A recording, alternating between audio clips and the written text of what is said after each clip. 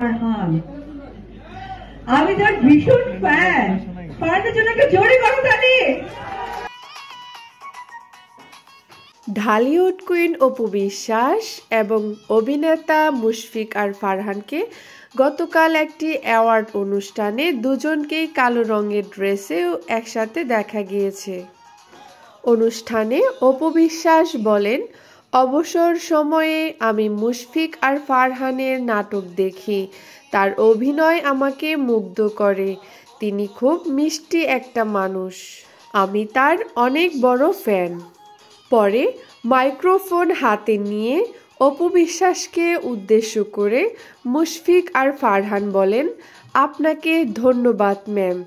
এত ব্যস্ততার মাঝে আপনি আমার কাজ দেখেন, এটা শুনে আমি আনন্দিত।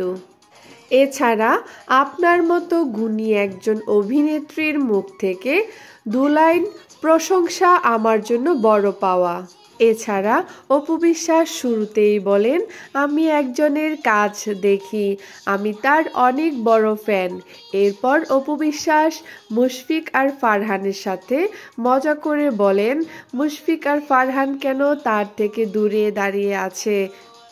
অপু বিশ্বাস আরও বলেন, আপনি অনেক সুন্দর একজন মানুষ, আপনি কেন চলচ্চিত্রে আসছেন না, এটা আপনার কাছে আমার প্রশ্ন।